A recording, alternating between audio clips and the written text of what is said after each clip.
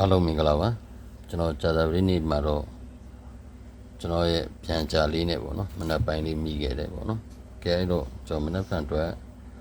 အပိတ်နေတော့ပေါ့နော်ကျွန်တော်လုံးခီးဆိုင်လေးရဲ့အချင်းဆိုင်လေးနှစ်ဆိုင်ကိုကျွန်တော်ပြမယ်နော်အဲ့တော့ကျွန်တော်တို့တစ်ချက်သွားမယ်နော်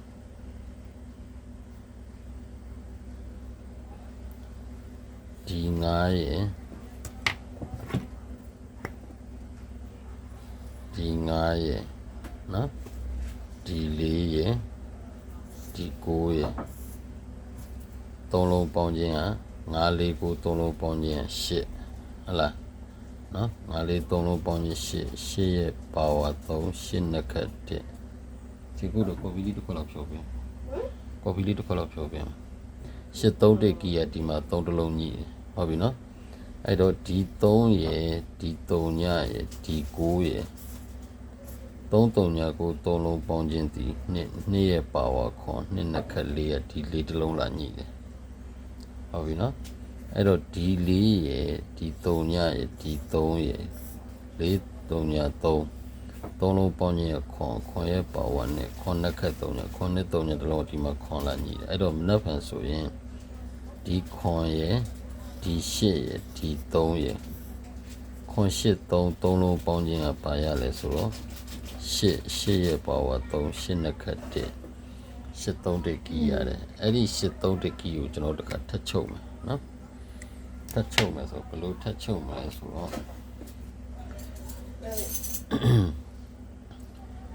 ဒီ3ညရဲ့ဒီ3ညရဲ့ဒီ3ရဲ့3လုံးပေါင်းခြင်းဒီ3ရဲ့ပါဝါဒီ3နှစ်ခတ်5နော်3နှစ်ခတ်5 3ကတလုံးဒီမှာ3လာညီအဲ့တော့ဒီ3ညရဲ့ဒီ8ရဲ့ဒီ9ရဲ့3ည8 5 3လုံးပေါင်းခြင်းလဲ3နှစ်ခတ်5ဒီဘက်မှာက2ခွန်4ကီးနဲ့ဒီ3 5ကီးနဲ့4 5လို့ပြီးပေးတယ်အဲ့တော့ဒီ8ရဲ့ဒီ9ရဲ့ဒီခွန်ရဲ့3လုံးပေါင်းခြင်းဒီ3ညနှစ်ခတ်ခွန်ဒီမှာကခွန်နဲ့3ညဒီမှာ3ညခွန်ဆိုခွန်တလုံးဆွဲထုတ်သွားတယ်ဟုတ်ပြီနော်အဲ့တော့မနေ့ဖန်ဆိုဒီ9ရဲ့ဒီခွန်ရဲ့ဒီ6ရဲ့9ခွန်6 3လုံးပေါင်းခြင်းဒီ8ရဲ့နှစ်ခတ်ဒီ1ဒီမှာ8 3တက်ကြီးဒီမှာ8တက်ကြီးတခုဟုတ်ပြီနော်နောက်ထပ်ချင်းဆိုင်တွေကျွန်တော်တခုထပ်ပြမယ်ဟုတ်ပြီနော်နောက်ထပ်တစ်ဆိုင်ကဘယ်လိုလာမလဲဆိုတော့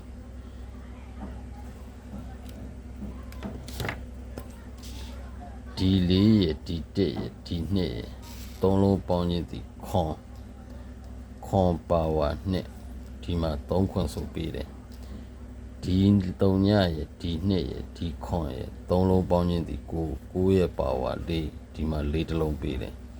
ဒီ3ညရဲ့ဒီခွန်ရဲ့ဒီ9ရဲ့3ညခွန်က3လုံးပေါင်းခြင်းဒီ2ရဲ့ပါဝါဒီခွန်2ခွန်ပေးတယ်ဟုတ်ပြီနော်အဲ့တော့ဒီမှာက8 3တက်ကြီး3 5ကြီးရဲ့ဒီဘက်ခွန်နဲ့အချိန်နဲ့3ခွန်လို့ပေးတယ်ဒီမှာ2ခွန်4ဒီမှာ3 5အချိန်နဲ့4 5လို့ပေးတယ်ဒီမှာလဲ9 4ချိန်ပေးတယ်ဒီမှာကခွန်နဲ့3ညဒီမှာ2ခွန်အချိန်နဲ့ဒီမှာခွန်လို့ပေးတယ်အဲ့တော့မနက်ဖြန်အတွက်ဆိုရင်ဒီ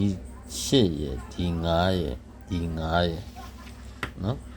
8 5 5 3လုံးပေါင်းခြင်းဒီ8ရဲ့ပါဝါဒီ3နော်အဲ့တော့ကျွန်တော်တစ်ချက်ပြန်ရှင်းပြမယ်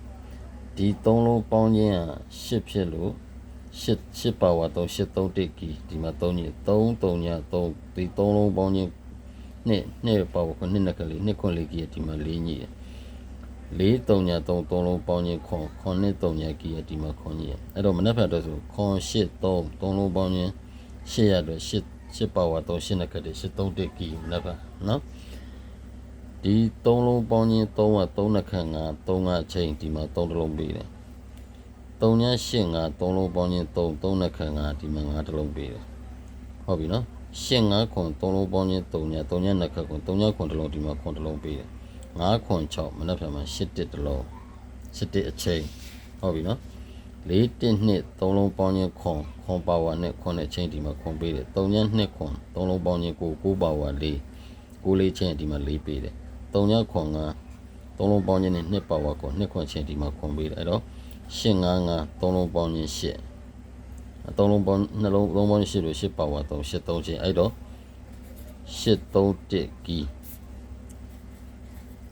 ဟုတ်ပြီနော်ပြီးရင်ကျွန်တော်နောက်ထပ်အဲ့နေကုန်လုံးမိုင်ဆိုင်လေးတစ်ဆိုင်ကျွန်တော်ထပ်ပြမယ်နော်နေကုန်လုံးမိုင်တစ်ဆိုင်လေးကျွန်တော်ထပ်ပြမယ်ဆိုတော့သူကဘယ်လိုလာမလဲဆိုတော့အော်ဒီမှာတစ်ခုကြံသွားတယ်ဗျ sorry ဗျနော်ကျွန်တော်ဒီမှာရေးလိုက်မယ်နော်30 49 31 33 5နှစ်303 3ခွန်ရှင်ငါ4ငါ5ခွန်ခွန်ငါခွန်6ဟုတ်ပြီနော်တော့ဘယ်လိုလာမလဲဆိုတော့ဒီ3လုံး193လုံးပေါင်းချင်း3ကဒီမှာ3လုံးမိုင်လာပေးတယ်ဒီ3ရဲ့ဒီ3ရဲ့ဒီ2ရဲ့3လုံးပေါင်းချင်း8ကဒီမှာ8လုံးမိုင်ပေးတယ်ဒီ3ရဲ့ဒီ9ရဲ့3လုံးပေါင်းချင်း8ကိုဒီခွန်းနဲ့ပေါင်းတော့3ည9လုံးမိုင်ဒီမှာ9လာပေးတယ်ဒီ9ရဲ့ဒီခွန်းရဲ့ဒီ9ရဲ့3လုံးပေါင်းချင်းခွန်းဒီမှာခွန်းလုံးမိုင်လာပေးအဲ့တော့မနေ့ကဆိုရင်ဒီမှာက9တစ်လုံးရှိမယ်ဒီခွန်းရဲ့ဒီ6ရဲ့ဒီ9ရဲ့3လုံးပေါင်းချင်းဒီ8နေကုန်ဒီ8ပိုင်းဟုတ်ပြီနော်နေကုန်လုံးမိုင်ဒီ8ပိုင်းမှာအဲ့တော့ကျွန်တော်ခုဒါလေးက831ကီ8ပိုင်းဆိုမနက်ဖြန်မှာ831ကီမိတ်ဆွေတို့မှာအချင်းကောင်းကောင်းရှိဒီ831ကီနဲ့တွဲကစားလို့ရတယ်ဟုတ်ပြီနော်အဲ့တော့ခုကျွန်တော်ဒီကနန်းမူလေးတွေကျွန်တော်ပြောပြမယ်ကျွန်တော်တို့ဒီမှာ9ခွန်ခွန်9ထွက်ရင်နှစ်ပတ်သည်သူကတော့3ရက်အတွင်းလို့ပြောထားတယ်နော်3ရက်အတွင်းလို့ပြောထားဒါပေမဲ့ကျွန်တော်ကတော့ကြိုက်တာကနှစ်နဲ့ဆိုရင်နှစ်3နှစ်4နှစ်8ဟုတ်ပြီနော်အဲ့ဒါရှိမယ်ဒီမှာမနက်ထိတ်နဲ့ညနေထိတ်တူတယ်အဲ့ဆိုရင်4ကိုထိတ်ဒါမှမဟုတ်4ကိုပိုင်းနော်4ကိုထိတ်ဒါမှမဟုတ်4ကိုပိုင်းလာမယ်ပြီးရင်4ကို break လာမယ်4ကို break လေးတစ်ချက်မှတ်ထားကျွန်တော်ပြီးပြောပြမယ်ရှင်းပြမယ်ဟုတ်ပြီနော်အဲ့တော့ဒီနေ့မူလေးကအဲ့ဒါရှိတယ်ပြီးရင်ချက်သားတွေကတော့ဒီမူလေးတွေကတော့တော့ခွန်6ထွက်ရင်တဲ့လိုက်ရမယ်ကွက်က4ကိုနဲ့8ကိုအားတဲ့နော်4 5ထွက်ရင်3ကိုနဲ့40ဆိုရှိတယ်ဒါမူလေးတွေကိုကျွန်တော်ချပြတယ်မိတ်ဆွေတို့ကကိုကြိုက်နေတတ်တဲ့ဟာကိုပဲယူသုံးပေါ့နော်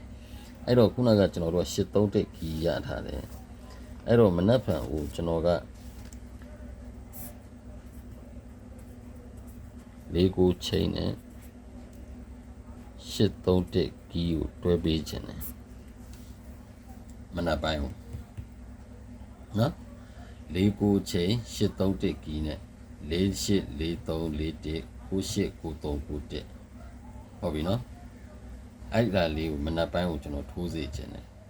ဒီဟာလေးပဲမနက်ပိုင်းထိုးပဲတကယ်လို့နေကုန်ထိုးခြင်းလဲထိုးပေါ့နော်ပြောလို့တော့မရမနက်ပိုင်းမထွက်ဘူးနဲ့နေကုန်လဲထွက်သွားတယ်ဘာလို့ရှစ်ကတစ်လုံးကကျွန်တော်နေကုန်လုံးပိုင်းအနေနဲ့ရထားတယ်ဟုတ်ပြီနော်မနက်ဖြန်ပိုင်းတစ်လုံးဒီရှစ်ပိုင်းတစ်လုံးဟုတ်ပြီနော်အဲ့တော့ကျွန်တော်မနက်ဖြန်ကျွန်တော်နေ့တိုင်းလေးကျွန်တော်ပြောမယ်ဒီနေ့ကတော့ကျွန်တော်ပြန်ကြဆိုပြီးတော့ကျွန်တော်ပေးခဲ့တဲ့4 5နဲ့ခွန်5ပေါ့နော်အဲ့တော့မနက်ဖြန်အတွက်ဒါလေးကိုမိတ်ဆွေတို့စကွန်ရှော့ရယူထားလိုက်ပါဟုတ်ပြီနော်အဲ့တော့မနက်ဖြန်အတွက်ကျွန်တော်နေကုန်လုံးပိုင်း6တစ်လုံးရှိမယ်ဗျနော်နေကုန်ပတ်သီးက2 4ပတ်သီးပါနော်ကျွန်တော်ရဲ့ကီးခွေဆို1နဲ့6ခွန်ကီးခွေဒီကီးခွေဆိုကျွန်တော်ကြိုက်တာ1ခွန်နဲ့2 6ကိုကြိုက်တယ်ဟုတ်ပြီနော်အဲ့တော့ပြီးရင်ကျွန်တော်နေကုန်ထူးခွက်ဆိုရင်2နဲ့ဆိုရင်2 1 2နဲ့2 6 2ခွန်4နဲ့ဆိုရင်4 1 4နဲ့4 6 4ခွန်အဲ့ဒီထဲမှာ2နဲ့ဆိုရင်ကျွန်တော်ကြိုက်တာဒီ2 6ကြိုက်တယ်2ပူးကြိုက်တယ်4နဲ့ဆိုရင်ကျွန်တော်ကြိုက်တာက4ခွန်ကြိုက်တယ်4 5ကြိုက်တယ်4 6ကြိုက်တယ်ဒါကျွန်တော်ကြိုက်တဲ့ဟာလေးကျွန်တော်ရွေးပေးတာเนาะအဲ့တော့မနက်ဖြန်တော့နေကုန် break က1 2 4 8 break တယ်ခုနကျွန်တော်တို့မနက်ထိန်နဲ့ညနေထိန်တူထားခြင်းကြောင့်4 9ပိုင်းသုံးဖို့4 9 break ရှိမယ်အဲ့တော့မနက်ဖြန်ဒီ4 break ဒီအကောင်းဆုံးပါเนาะ4 break ဒီအကောင်းဆုံးပါအဲ့တော့ဒီနေ့နေကုန်ထွက်ကနန်းကမနက်ခွန်9ညနေခွန်6မနက်ထိန်ညနေထိန်တူ ၄၉ပိုင်းသို့မဟုတ်၄၉ break ဆိုကျွန်တော်ရေးပေးထားတယ်ဟုတ်ပြီနော်အဲ့တော့မနက်ဖြန်တော့ကျွန်တော်ပါမင်းရောဆိုရင်နှစ်နဲ့ဆိုရင်2 1 2 6 2ခွန်နော်ဒူမရောဆိုရင်4 1 4 6 4ခွန်ပါဗျာနော်ဒါကနေကုံစာနော်နေကုံနှစ်ကွက်ကောင်းဆိုရင်တော့ကျွန်တော်က9နှစ်နဲ့9လေးပေးထားတယ်နေကုံတစ်ကွက်ကောင်းဆိုတော့2 3အဲ့နေကုံတစ်ကွက်ကောင်းမှာကျွန်တော်နောက်ထပ်တစ်ကွက်လေးရံပေးချင်တာက2 8အားဟုတ်ပြီနော်အဲ့တော့ပြီးရင်ကျွန်တော်မိတ်ဆွေတို့ဘာတစ်ခု break line လေးကျွန်တော်တို့ပြောကျွန်တော်တို့ဒီမှာဒီကိုးနှလုံးထပ်ရင်ကြောင့်၄၉ break ကဒီမှာ၄ break ဆင်ပေးတယ်ဒီမှာ3ညာနှလုံးထပ်တယ်ဒီမှာ3လုံးထပ်3ညာနှလုံးထပ်တယ်ရင်ကြောင့်က9 3ညာ break ကဒီမှာ3ညာ break ဆင်တယ်3နှလုံးထပ်တယ်ကြောင့်3 8 break ကဒီမှာ3 break ဆင်တယ်အဲ့တော့ကျွန်တော်ဒီမှာ9နှလုံးထပ်အောင်တန်းတယ်မနက်ဖြန်9 3ညာ break နေကိုဟုတ်ပြီနော်အဲ့တော့9 3ညာ break ဆိုတော့ကျွန်တော်တို့ကဒီမှာဆိုရင်4 1 4 6 9 3ညာ break ဒီထက်2နဲ့ဆိုတော့မပေါ့အားကြောင့်ကျွန်တော်ဒီမှာ2 3 2 8ကို9 3ညာ break ဖန်ပေးတာနော်အဲ့တော့9နဲ့ဆိုရင်ပါရှိမလဲ9 1 9 6 2နဲ့ဆိုရင်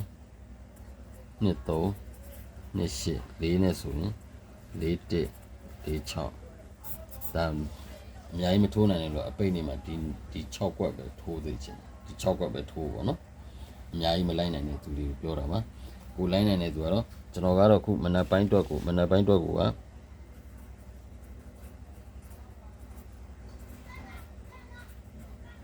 ကိုလေးချိန်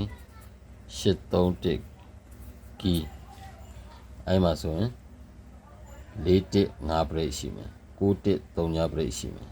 ဟုတ်ပြီနော်အဲ့ဒါလေးတော့မိတ်ဆွေတို့နည်းနည်းလေးသတိထားပါဗျာကျန်တာတော့ကျွန်တော်ဒါကတော့ဒါမနက်ပိုင်းကိုတည်တံ့ကျွန်တော်တို့မနက်ပိုင်းပေးမယ်လို့တော့ခံမှန်းလိုက်တာပေါ့နော်ဒါပေမဲ့ကျွန်တော်မိတ်ဆွေတွေကြိုက်တဲ့ဟာကိုယူကြပါနော်အပိန်းနေဖြစ်တဲ့အတွက်ဘုံမလို့မလုပ်ပါနဲ့နော်နောက်ဆုံးပေးအိမ်နဲ့လွယ်ဆိုပြီးတော့လည်းမလုပ်ပါနဲ့ဒီနေ့ခွန်ငါခွန်ပြန်ချရလဲတဲ့သူတွေကျေးဇူးဝမ်းသာပါတယ်မရသေးတဲ့သူတွေလည်းကျွန်တော်ဆက်ကြိုးစားပေးပါမယ်ဒါကတော့မနက်ဖြန်တောက်ကြနေအပိန်းနေတော့ပါလို့နော်ကဲအဲ့တော့အားလုံးကျေးဇူးပါဗျာနော်ကျွန်တော် channel က like လုပ်လို့မရသေးလို့ပါအားလုံးကျေးဇူးပါဗျာ